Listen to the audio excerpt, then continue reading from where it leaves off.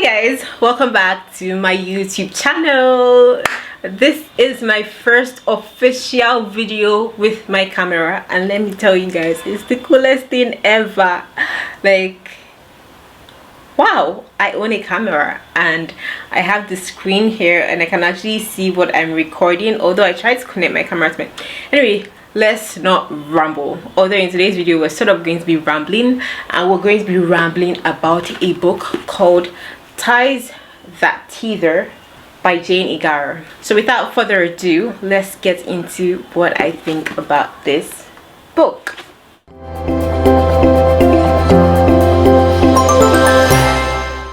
Okay, so first things first, where did I get this book from? I got it from Roving Heights. It cost 6,000 naira of Roving Heights, and I had it delivered the same day. It didn't take too long for them to deliver this book to me. So let's get into the actual book. So the basic of the story is, when a Nigerian woman falls for a man she knows will break her mother's heart, she must choose between love and her family. So first of all, the language of this book was pretty simple, pretty easy to understand.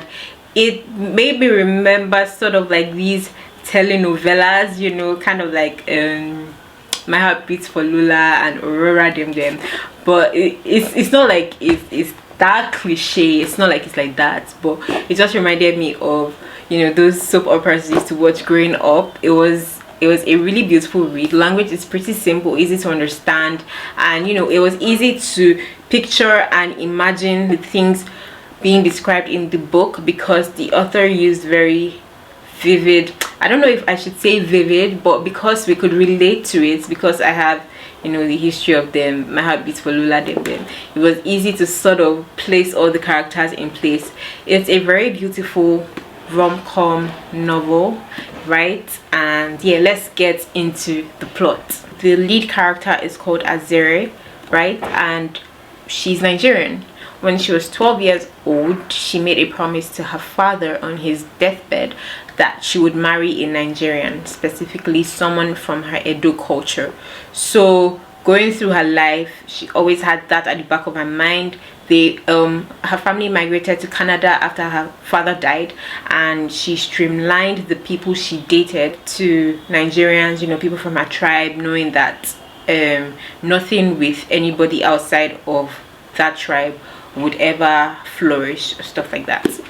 So basically our girl goes and gets tangled with some white man, an Italiano, right? And then she has a mother that is bent on enforcing her father's wish on her, her father's dying wish on her. Her mother even goes as far as setting up dates for her, you know, trying to matchmake her and what she deems eligible suitors, right? But all of these things never flourish, because these men are either misogynistic,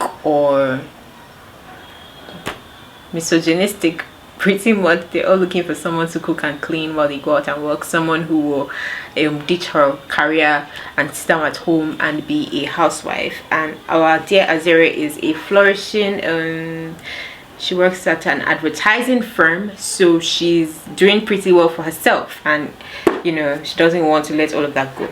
So yeah, she goes and gets tangled with this Italian man, and you know, one thing leads to another, and she falls in love, he falls in love. But then she keeps trying to extricate herself because she doesn't want to break her mother's heart or break her vow to her father. So at some point it becomes very annoying, like, sis, bro, your father is dead, can you just do what you want and stop stressing all of us out? Go after your heart. She's obviously in love with this man, but yeah, she's struggling with familial obligations and her happiness, right? So it now becomes a question of who is going to win, her dead father or her happiness. So on the one hand, I'm here wishing that, you know, this girl will just focus on herself and her love life and be happy. And on the other hand, you know, you can't help but empathize with her and the kind of tie or the kind of cloud she has over her head, you know, her father being dead and her last wish to him. Personally, I didn't understand it, because like, bro, man is dead. He doesn't know, he's not here to police your movement. Please move on, move into your life, but she doesn't see it that way. You just have to keep praying for her that she'll have sense. This book sparked, you know, really varying emotions, from aggravation with her to all those moments when she and her boo are loving up and having all these really cute moments. You know, I think the main villain, if I can call her a villain, was her mother. You know, her mother breathing down her neck, threatening to disown her if she went with the foreigner and all of that. That was the main villain. But you know, at a point she actually gave it all up and decided to follow her heart. But then there was also some of the feelings of insecurity that she had because her foreign lover, you know, seemed to be hiding some things from her. He wasn't being very open, so it was conflicting for her. If I go with this man, will my mother have that I told you so moment? You know, will it? And then things also get a little dicey when an old lover comes into her life and he happens to want her back, and we're like, sister, you're hot cake, cut so forth. So yeah, there's all these people fighting for attention. You know, there's obligations on her head. She's trying to handle all of these emotions. So we just follow her journey and try to see who she's going to go with. Will she follow her heart, or will she be the traditional daughter and obey her last wishes to her father? Okay, now let's talk about the main reason why I bought this book. It was hardly because of the synopsis than it was about the cover. I mean, would you look at this beauty? Yeah, zoom in. Let's zoom in so you can see it. Look at it. Look at the beauty. Right? So it was hardly because of the synopsis as it was about how beautiful the book looked and how promising it looked. Honestly, like, spending 6k on a book wasn't even in my budget at that time, but I think I got a gift card, let's call it a gift card, from my friend, and I decided to get this book. Right, so I got it from Roving Heights, and I think it's really cute. The cover is really cute, and I believe that Jane Igharo is a very wonderful author. She was able to weave a beautiful story, you know, even though it was based abroad. Like, we could still relate to it, we could still feel all the Nigerian wahala.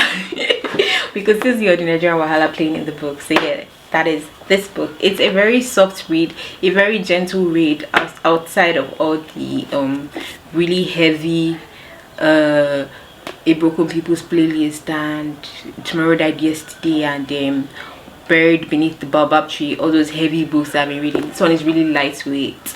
You know, I think it took me like 3 days to finish it outside of work hours. It was that easy to read, it was that smooth to read. Yeah, so am I missing anything? How many stars would I give this book? Out of 5, I would give it a 4 stars for this book, because it's just something you just read casually, you know, sweetly. It doesn't evoke any like strong emotions. I didn't cry. Yeah, there is no I think I may have cried at one point. I think I may have cried at one point when her mother actually disowned her. But yeah, it's a very soft read. So yeah, that's all I have for you about Ties That Tether. Yeah, I think it's a great read. You absolutely love it. If you're a romance head like me, you will love it if you get to read it. So yeah, that's that. Thank you so much for watching my video. If you enjoyed it, please give it a thumbs up, support me. This is my first video with my camera, so let me know what you think about the quality. I hope that the quality is good and popping, because that's one of the reasons why I got a camera, right? Yes, so let me know what you think about the quality. Have you read Ties That Tether? Let me know down in the comment section. Is it something you would read? Let me know as well. Are you enjoying my book reviews so far? Thank you so much for watching my video. I love you. Please subscribe to my channel, like this video, share it with your family and friends. I will see you in my next video. Bye. You can call her and ethnicity.